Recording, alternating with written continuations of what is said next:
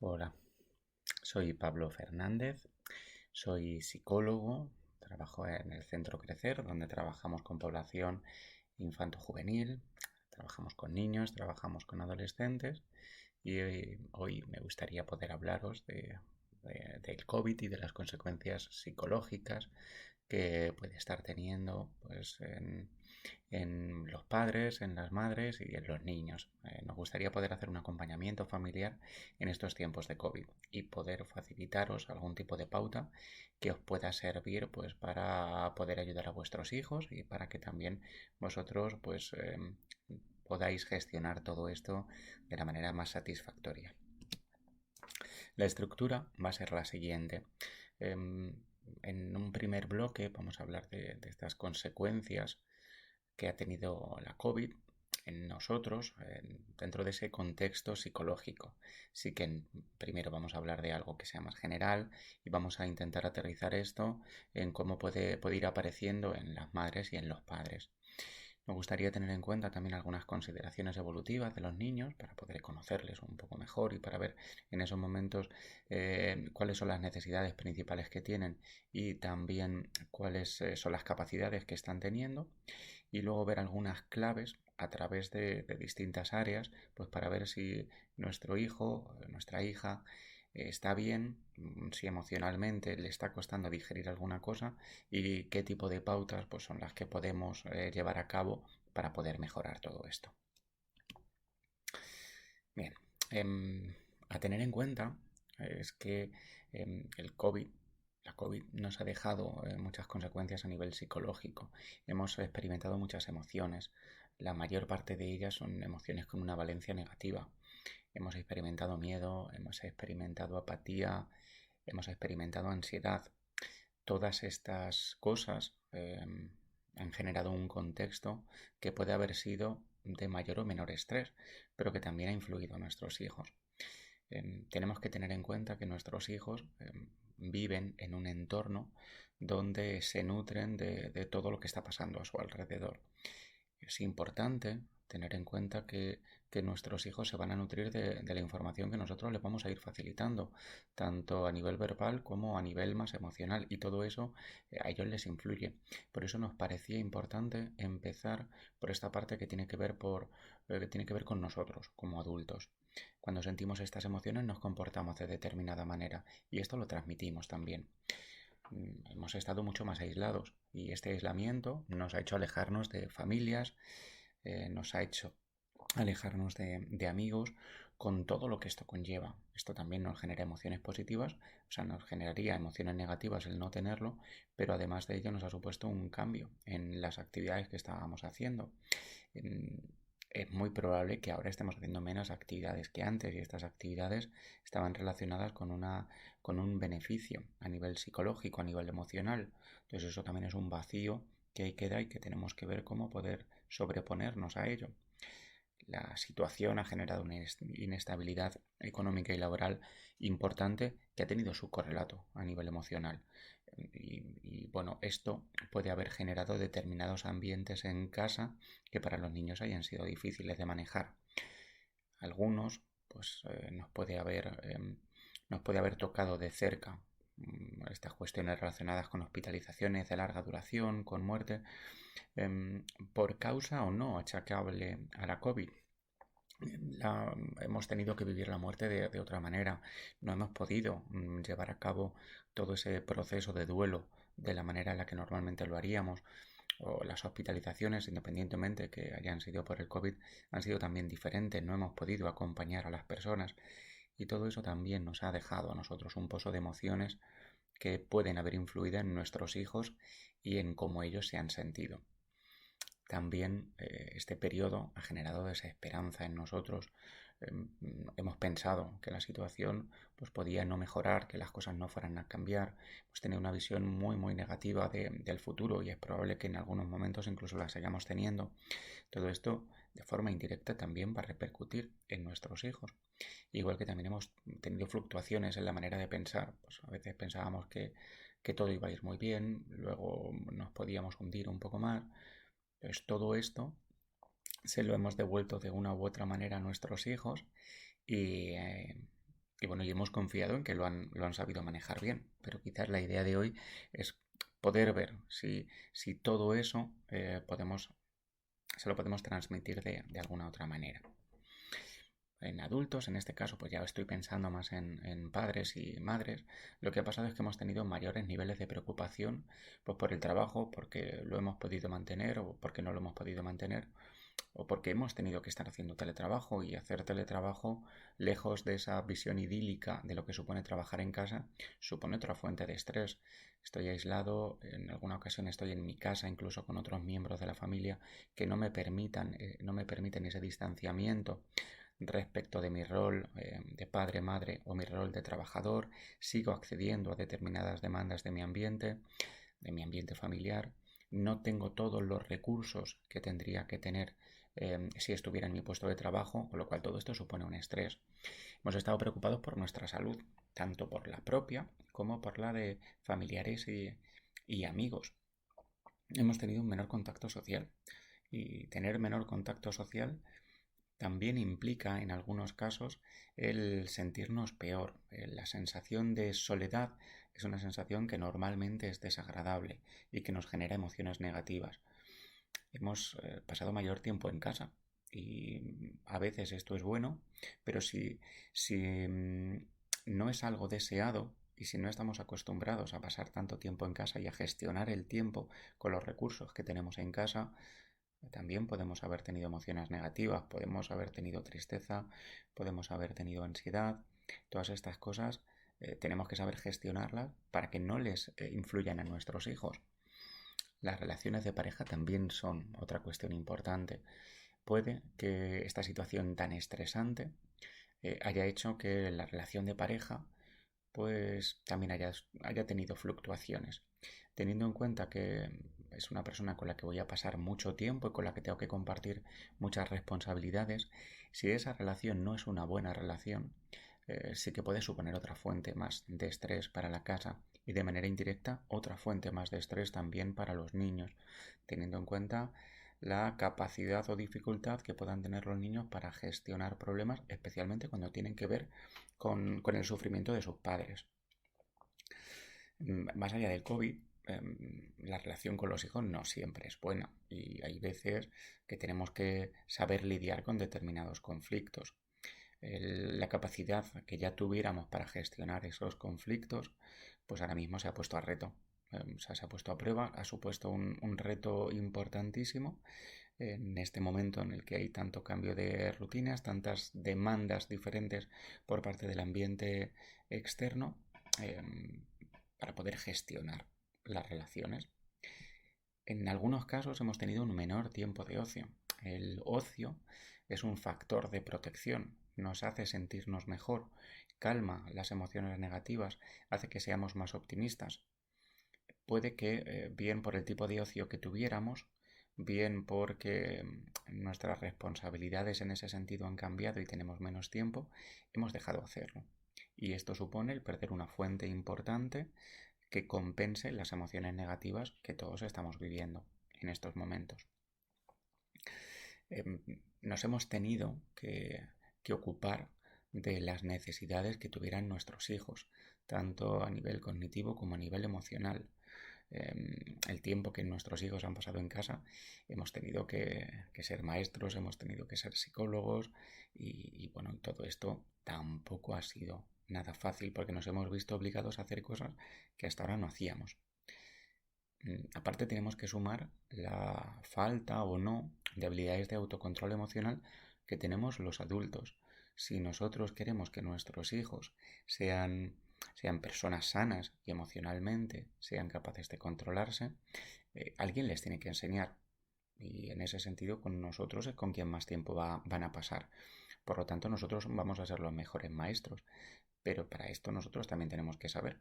Y, y bueno, pues también se pone a prueba esto, esa capacidad que tenemos para autocontrolarnos. Este cambio en nuestro ritmo de vida, esta nueva normalidad, lo que supone también es un reto, es un cambio en el propósito, en aquello que nos hace darle sentido a nuestro día a día.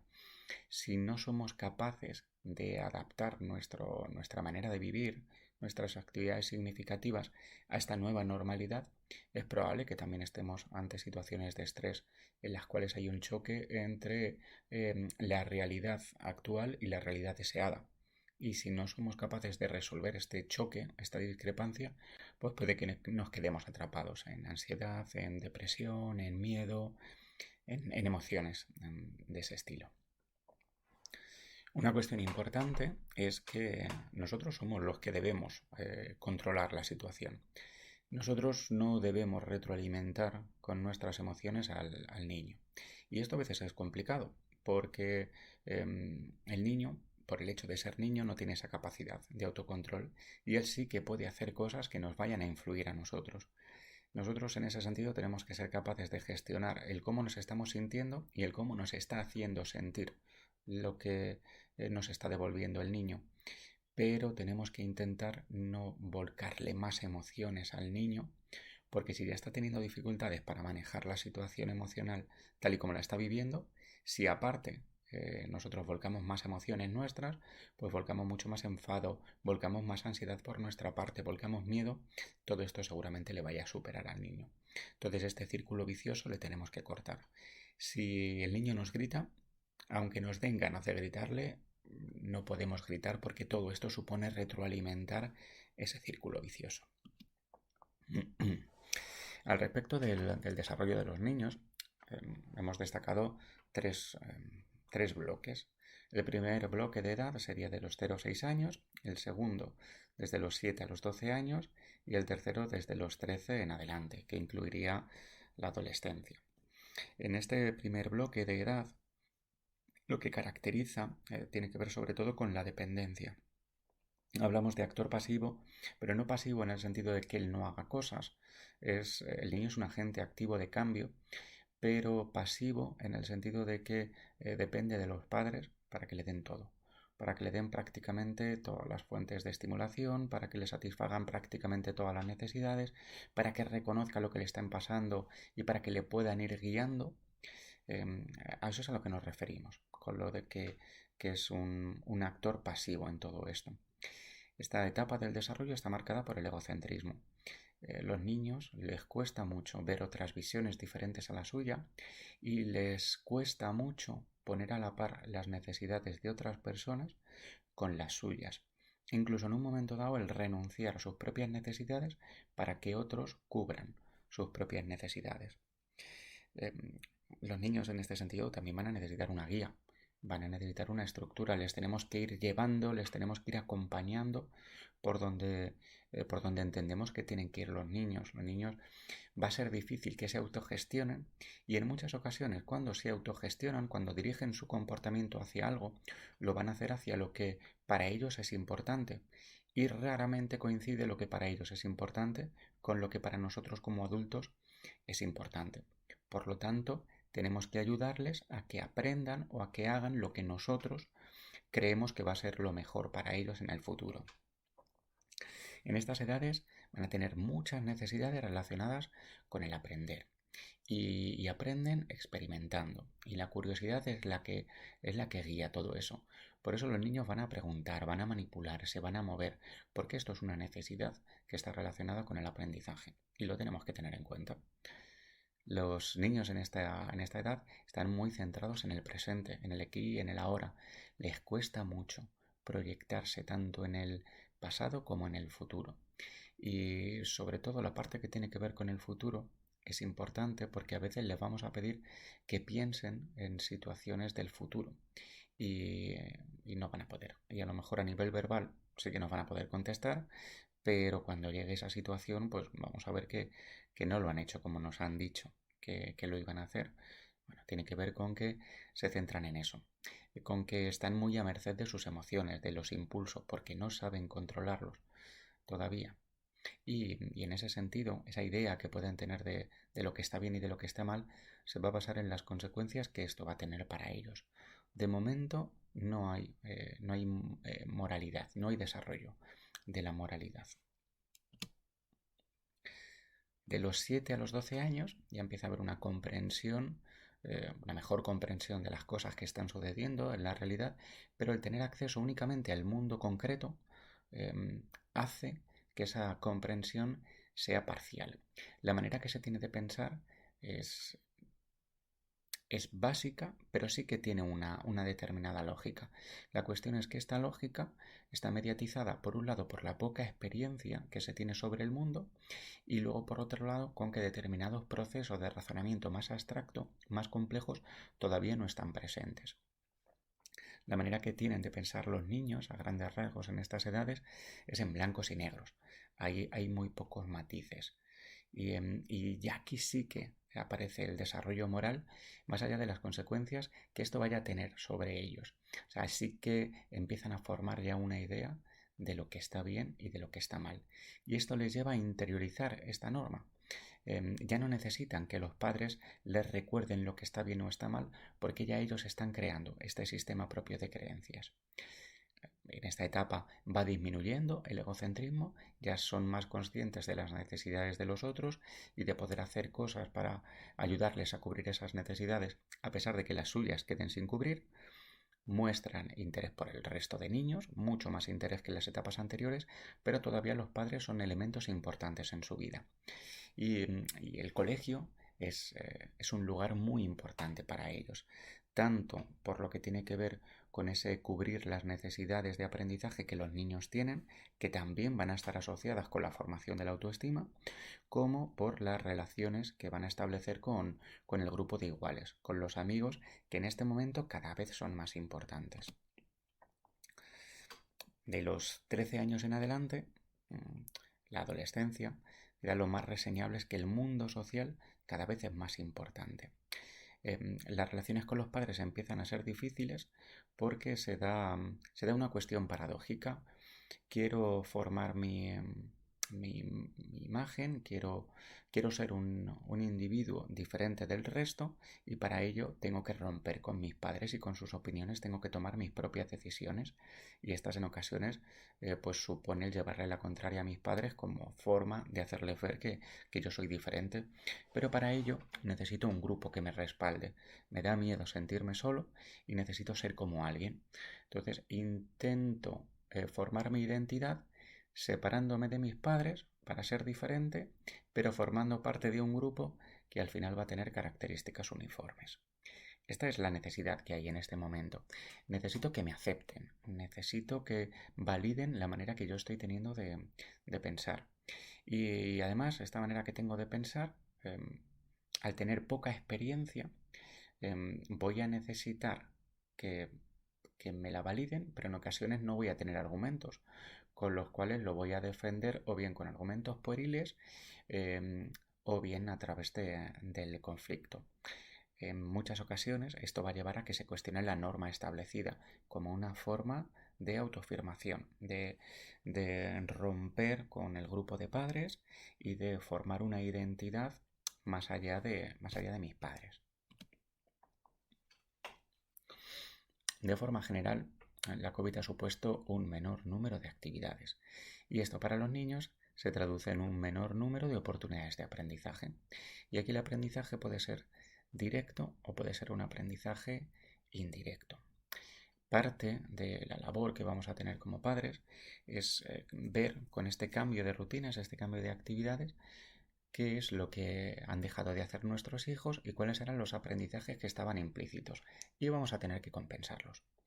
Como ejemplos, pues si nuestro hijo no ha ido a la escuela o no está yendo a la escuela, lo que vamos a hacer es compensar esa necesidad que él va a tener de aprender cosas enseñándole en casa. Si por lo que sea nuestro hijo no está bajando al parque, pues igual vamos a valorar que en el parque lo que hace es correr, es saltar, es subirse a los árboles o a los toboganes o lo que sea. Entonces ahí hay un desarrollo a nivel motor, especialmente de la motricidad gruesa. En el parque, pues igual también se estaba relacionando con otros niños. Bueno, pues ahí hay otro apartado que tiene que ver con las relaciones sociales que también tenemos que ver de qué manera podemos suplirlo. Tenía una serie de juegos diferentes, de juegos variables, que ahora mismo no va a tener. Bueno, pues todos estos juegos, ¿para qué le servían? A lo mejor solamente le servían para sentirse mejor, a lo mejor le servían para tener una buena concepción de sí mismo, para tener una buena autoestima. vamos a ver qué ha perdido y dentro de esta nueva normalidad vamos a ver qué elementos podemos utilizar para que tenga eso que ha perdido, para ayudarle en esos aprendizajes. Las áreas que vamos a ir punteando y en las cuales pues podemos ir viendo determinadas señales o determinadas claves que nos pueden hacer ver la forma en la que nuestro hijo puede estar manejando emocionalmente esta situación son estas. Vamos a hablar de manera muy breve sobre el sueño, sobre la alimentación, sobre la higiene, sobre el ejercicio físico, sobre el juego, las relaciones sociales y la gestión de conflictos y la gestión emocional. Consideramos que es importante el ver las repercusiones que está teniendo a nivel emocional dentro del propio contexto del niño. Por eso vamos a explorarlo a través de estas áreas. Como hablábamos antes, pues algunas de estas áreas están cubiertas por actividades, pero hay otras que ya no estamos haciendo. Entonces todo eso ya lo hemos perdido y a lo mejor todo eso está repercutiendo de forma negativa en el niño. Todas estas áreas, a su vez, si las mantenemos bien, pueden suponer un factor de protección y quizás lo que necesitamos es compensar emociones negativas con emociones positivas. Y puede que también hayamos perdido actividades y valorar este tipo de áreas nos puede dar pie a volver a reinventarnos, a tener una nueva normalidad dentro de nuevas actividades que nos proporcionen actividades gratificantes. En todo esto hemos estado y vamos a hablar mucho del estrés y de forma muy somera vamos a definir el estrés como un estado emocional subjetivo que va a estar muy relacionado con nuestra forma de pensar. En muchas ocasiones es la manera que tenemos de pensar, son los pensamientos que nos vienen a la cabeza los que nos generan estrés. A veces este estrés viene por un exceso de demandas por parte del ambiente, pues en los adultos lo podemos ver cuando tenemos mucho trabajo y todo ese trabajo es muy urgente.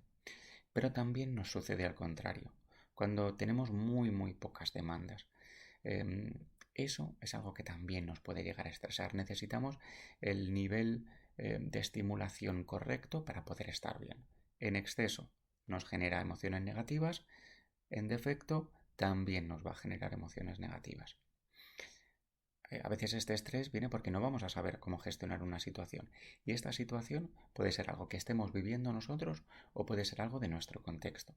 En lo que tiene que ver con los niños, puede que en casa uno de los padres haya tenido un problema en el trabajo y cuando llegue a casa emocionalmente ese problema se lo lleve a casa y el padre no esté bien porque pueda estar más nervioso, porque pueda estar mucho más triste, porque pueda dar malas contestaciones, porque no esté presente, porque la tolerancia que tenga ante determinados comportamientos de sus hijos sea mucho más baja y todo esto va a influir en el niño.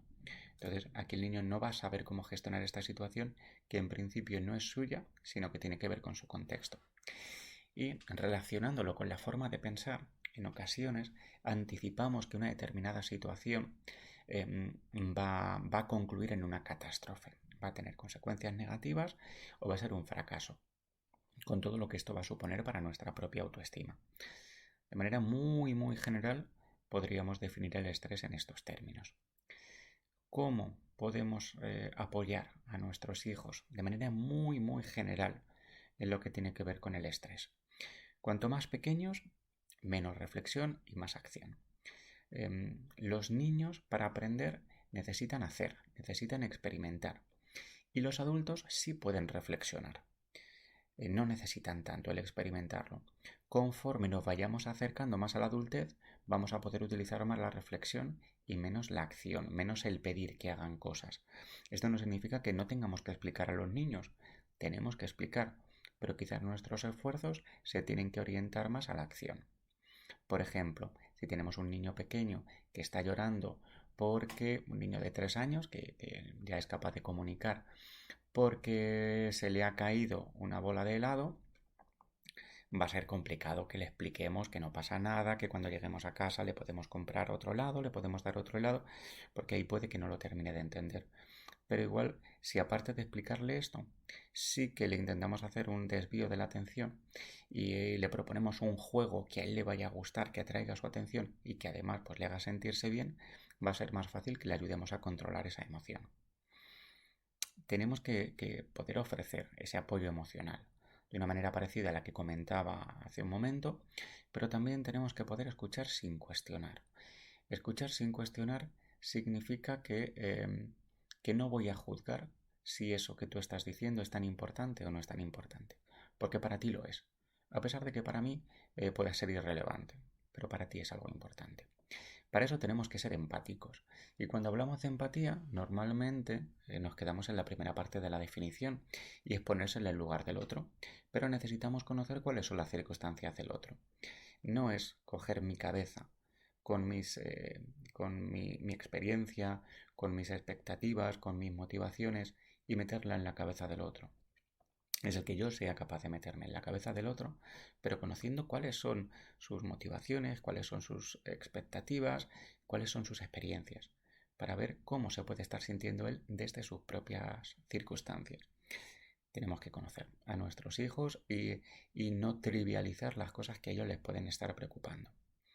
Vamos a ayudarles a ponerle nombre a lo que les pasa y vamos a intentar que identifiquen el por qué les está pasando todo esto. Esto supone el tener una educación emocional, el empezar a hablar de emociones en casa. Vamos a tratar de que sea el niño quien verbalice lo que se va a hacer. A veces esto lo podemos hacer de forma indirecta a través de juegos o a través de cuentos. Nos podemos inventar una historia en la que al personaje de la historia le sucede algo que pueda ser más o menos parecido a lo que le puede pasar a nuestro hijo. Hacer esto en un momento en el que el niño esté bien y quiera colaborar y ponerle a este personaje pues ante determinadas situaciones que tiene que resolver y pedirle al niño que nos ayude a ver qué puede hacer este personaje en ese momento. Pues, por ejemplo, si tenemos un niño que se estaba comiendo un helado y se le cae el helado y se pone a llorar, pedirle a nuestro hijo el qué podría hacer, qué podemos ayudar para este personaje, para que no esté triste. Tenemos que tener mucha paciencia con los niños. Los niños no manejan los mismos tiempos que nosotros y de hecho tendríamos que valorar si los tiempos que nosotros manejamos son nuestros propios tiempos o tienen que ver con ese exceso de demandas que tenemos por parte del ambiente, por parte del trabajo, por parte de todo lo que se supone que tenemos que hacer, pero que no nos da la vida para hacer. Y por supuesto, no vamos a pedir al niño que haga algo que no hacemos nosotros.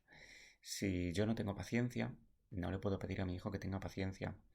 Si cuando hay algo que no me gusta, yo se lo digo en forma de gritos a mi hijo, no le puedo pedir a mi hijo que no haga lo mismo cuando haya algo que no le gusta. Entonces vamos a ser consecuentes y coherentes con aquello que le vamos a pedir a nuestros hijos. Bueno, metiéndonos ya en áreas, en ver determinadas claves de estas áreas, pues vamos a empezar con el sueño. Con el sueño nos podemos encontrar distintas circunstancias. Puede haber que haya problemas de conciliación, en las cuales el niño, la niña, se esté acostando más tarde, pero a priori también se esté levantando más tarde.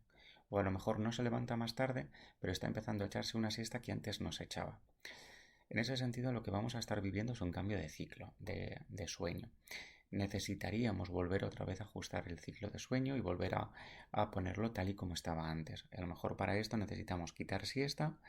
Si el niño se puede levantar a la hora que quiere, intentar acotar más ese tiempo en el que se pueda levantar para que se pueda acostar un poquito antes. Y en esas horas anteriores a irnos a la cama, ver que las actividades que vaya a hacer sean actividades tranquilas, que sean relajantes, que le vayamos acompañando en este relajarse. Por supuesto, por nuestra parte como adultos, no fomentar conflictos en ese momento para que el niño no se active. Lo ideal sería ir quitando pantallas también, porque las pantallas nos van a ir activando y tener una rutina que nos vaya a acercar al sueño. A veces lo que nos vamos a encontrar es con que el niño dormía muy bien y empieza a tener muchos despertares. O que el niño duerme pocas horas. Se acuesta muy tarde, pero se despierta muy pronto. Y luego durante el resto del día no quiere seguir durmiendo. Creo que en ambos casos tendríamos que valorar si el niño está teniendo más estrés del que puede manejar. o si está teniendo falta de actividad y a lo mejor necesita menos horas para poder descansar. Pero en estos casos habría que valorar si al niño le ha pasado alguna cosa importante, algo fuera de lo habitual, algo que sepamos que no está sabiendo manejar, o si su entorno, en ese sentido, le está devolviendo situaciones que para el niño va a ser muy, muy complicado de manejar. ¿Qué podemos hacer en ese caso? Bueno, pues vamos a identificar. Si esto tiene que ver con estrés, vamos a ver por qué. El niño está estresado porque se ha peleado con un amigo. Es el entorno el que, pues yo qué sé, pues los padres pueden estar más estresados. Tenga un familiar que esté hospitalizado. Es que en clase pues me están poniendo muchas tareas, por ejemplo, y, y estoy muy preocupado porque creo que no voy a ser capaz de hacerlo, o porque la, en algunos lugares, pues bueno, la presencialidad se va alternando y los niños van a clase un día sí y un día no. A lo mejor esto no me está sirviendo para poder seguir bien el ritmo de la clase. ¿Qué es lo que me está pasando? Dependiendo de por lo que sea, pues lo que tenemos que hacer es buscarle nosotros esas actividades, porque el niño sea muy pequeño, o ayudar a buscarlas. Todo lo que el niño pueda generar, aunque sea de manera inducida por nosotros, va a ser mucho mejor para el niño. Va a ser más fácil que lo siga. Si nos encontramos con adolescentes, con niños que ya son más mayores y que el pensamiento que tienen se parece más al de los adultos, vamos a reflexionar con los niños. Alimentación. Aquí también podemos ver si están sucediendo cosas. Vamos a partir de una comparación con el nivel que nos podíamos encontrar antes del coronavirus. Si el niño en este sentido está teniendo menos apetito, puede ser porque tenga una falta de actividad física. A lo mejor este niño tiene que volver otra vez a moverse en los mismos niveles en los que estaba antes. Puede ser por estrés, porque pues, por todas esas cosas que estemos hablando, él no sepa manejar todas esas emociones, todo ese estrés que él está viviendo. O puede ser porque de forma evolutiva, pues en ese momento tenga menos demandas de alimentación. Pues, por ejemplo, entre los 2 y los 3 años, más para los 3 años, el crecimiento de los niños se ralentiza. No crecen tanto, por lo tanto no necesitan consumir tanto alimento. Y ahí sí que hay como una pequeña crisis en cuanto a la alimentación. Si lo que sucede es que el niño tiene mucho más apetito que antes y no hay muchas más demandas de consumo de energía, o sea, no hay mucha más actividad física, a lo mejor podemos empezar a valorar si hay algo que le esté estresando al niño, que le esté haciendo estar más nervioso, estar más triste, sentirse más incómodo con algo. Si el niño está picando entre horas o si tiene preferencia por alimentos que vayan a ser poco saludables, pero muy apetecibles, pues patata frita, chocolate, cosas de esas, igual lo que tenemos que valorar es si tiene que ver con que no tengo actividades y no hay nada gratificante, hay pocas cosas gratificantes que me hagan sentirme bien y utilizo la comida como una manera de encontrar esa gratificación, esa satisfacción, o si tiene que ver con que lo he aprendido por mi entorno. En algunas ocasiones, pues los padres también picamos entre horas y a veces pues también comemos alimentos poco saludables entre horas. La cuestión con esto es el modelo que le estamos ofreciendo a nuestro hijo es este. No le podemos pedir a nuestro hijo que haga algo diferente de lo que nosotros estamos haciendo. Lo primero porque por modelaje él va a aprender de lo que ve y lo segundo porque si nosotros no somos capaces de hacerlo es porque nos está suponiendo una dificultad. Entonces tenemos que valorar que esta misma dificultad la está teniendo nuestro hijo. Higiene. Ahí también puede haber momentos o puede haber habido momentos en los que haya habido un desinterés por mantener los autocuidados, por mantener lo que tiene que ver con la imagen personal, con el aspecto personal y con el cambio de la ropa. Esto es especialmente llamativo en adolescentes. O sea, los adolescentes van a buscar esa identidad personal y la aprobación social. Y para ellos todo esto de lo que estamos hablando es algo importante. Si dejan de hacer esto, normalmente va acompañado con mayores episodios de aislamiento y esto puede ir asociado también con mayores sentimientos de tristeza, con mayores sentimientos de ansiedad. Puede venir pues porque ya no puedo ver a mis amigos, puede venir porque la situación en casa pues es complicada, puede venir porque tengo un familiar que ha fallecido o que está ingresado, puede venir porque no he sabido adaptarme a esta nueva normalidad y antes tenía muchas actividades que hacía con X personas y en X sitios y ahora tengo que desarrollar la mayor parte de mi actividad dentro de casa y no sé cómo reorientar todo eso para que sean actividades significativas para mí y no pensar que toda la vida va a ser esto así, sino que simplemente un momento y que cuando esto pase voy a volver a retomar otra vez la actividad que tenía antes. El aspecto personal correlaciona con la autoestima, especialmente en adolescentes. Si nos miramos al espejo y no nos gusta lo que vemos, es probable que la imagen que nos formemos de nosotros no sea una imagen agradable. Y esto es algo que especialmente con los adolescentes es importante. Y quizás yo me fijaría más en lo contrario, en la parte positiva. Si me miro al espejo y me gusta lo que estoy viendo, voy a ser capaz de tener una autoestima más fuerte, de tener una mejor autoestima. Entonces igual podemos incidir en ese sentido. El ejercicio físico es otro factor muy importante de protección ante el estrés y ante la ansiedad. Además de ello, sobre todo cuando los niños son pequeños, nos va a ayudar mucho en el desarrollo, nos va a ayudar a coordinar movimientos, nos va a ayudar a poder desenvolvernos bien en nuestro entorno. Favorece esa sensación de esfuerzo y de a dónde me puede llevar el esfuerzo y esa recompensa que me puede dar la sensación de logro, pero más a un medio plazo. Dependiendo del tipo de deporte que hagamos, también va a favorecer las relaciones sociales, por lo que tiene que ver con el hacer ese deporte en grupo o con el compartir luego cuestiones relacionadas con el deporte. Por ejemplo, el atletismo no es un deporte que se haga en grupo, pero si yo encuentro gente que le gusta el atletismo, pues igual luego podemos hablar de cosas que estén relacionadas, de tiempos, de rutas, de ropa, de zapatillas, cosas así. Por todo lo que tiene que ver con la superación y con el cambio en la imagen, el deporte también mejora la autoestima. Hablábamos antes del sueño y de la alimentación, el deporte también correlaciona con tener mejor calidad en el sueño y con abrir el apetito, con que la alimentación vuelva a ser como era antes. Y también nos puede ayudar a estructurar el tiempo, especialmente en un momento donde las actividades que hacemos ahora no son las que hacíamos antes, a veces nos van a quedar más huecos libres que no vamos a saber cómo llenarlos. Bueno, llenarlos con el ejercicio físico puede ser algo muy bueno.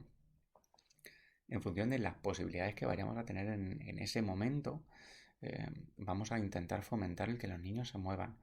Y el que se muevan puede ser salgo a la calle a dar un paseo, o en casa me organizo un circuito, o si tengo niños adolescentes, pues voy a intentar fomentar el que salgan con la bicicleta o el que hagan algún tipo de ejercicio. El tiempo de ocio es algo fundamental para compensar o para generar emociones positivas. Y esto en los adolescentes, en los adolescentes y en los niños lo vamos a llevar a cabo a través del juego. Como venimos diciendo a lo largo de toda esta charla, venimos de pasar mucho más tiempo en casa del que normalmente pasamos, utilizando los recursos que tenemos en casa mucho más que como lo hemos utilizado anteriormente. Y esto ha llevado a que hayamos sobreutilizado muchos de esos materiales y que antes eran llamativos para los niños, pero ahora ya no les son tan llamativos. Para que no se nos repite una situación como esta, lo que podemos hacer es separar los juegos, el material que puede tener el niño y guardar una mitad y dejar que jueguen con la otra, ayudarles a jugar con la otra, incluso darle nuevo uso al material que se quede. Y cuando veamos que ese material ya no es atractivo, podemos hacer el cambio. Sacamos el material que hemos guardado y volvemos a presentar y guardamos el material que ha estado utilizando. Esto especialmente con los niños que van a ser un poco más pequeños. Es probable que esto con adolescentes es algo que pueda costar un poco más. Hemos tenido que hacer mucho uso de las pantallas. de las televisiones, de las tablets, de los teléfonos móviles. En la medida de lo posible vamos a intentar utilizar esto el menor tiempo posible. Tenemos que valorar si esto lo hemos estado haciendo porque emocionalmente no podíamos y necesitábamos que hubiera un momento en el que pudiéramos hacer otro tipo de cosas sin tener que estar tan pendiente de los niños y dándoles una actividad que para ellos también les resultara atractiva, o si tiene que ver con que no hemos encontrado actividades para poder darles, más allá de las que ya estábamos haciendo. Entonces esto también supone un repensar por nuestra parte. Si tengo que dedicar más tiempo a enseñarles juegos a mis hijos, o si sigo manteniendo estos momentos de pantalla, porque a mí como adulto también es algo que me viene bien. Especialmente lo que tiene que ver con los adolescentes, los videojuegos han tenido también un papel importante. Como decíamos antes, hay un montón de actividades que ya no podemos hacer y ese hueco muchos adolescentes lo han llenado con videojuegos. Los videojuegos pueden tener partes positivas y si se controla el tiempo no tiene por qué ser algo malo. Una parte buena que pueden tener los videojuegos tiene que ver con el contacto social, ya que a veces cuando se hacen juegos online donde se comparte una partida con varios amigos, se está manteniendo contacto social y eso es bueno. Pero tenemos que intentar que el tiempo que pasen con los videojuegos no sea excesivo y especialmente que esto no suponga el que abandonen otro tipo de responsabilidades, por ejemplo tareas. Y también tendríamos que valorar si por norma al niño le cuesta dejar de jugar a ese videojuego y si la reacción emocional que tiene cuando se le quita el videojuego siempre es muy negativa y llega hasta momentos en los que pueda estar un poco más agresivo. Volviendo con el juego, en función de la edad que tenga el niño va a necesitar de un adulto para que le genere juegos, para que le ayude en el desarrollo de ese juego, o a lo mejor simplemente para que participe con él porque necesitamos otro jugador más, o porque somos poca gente en casa para ese tipo de juego. Tenemos que inventarnos juegos, tenemos que saber jugar con nuestros hijos y a veces no le damos la importancia que esto tiene. A través del juego vamos a lograr emociones positivas, vamos a lograr tener un tiempo estructurado sin necesidad de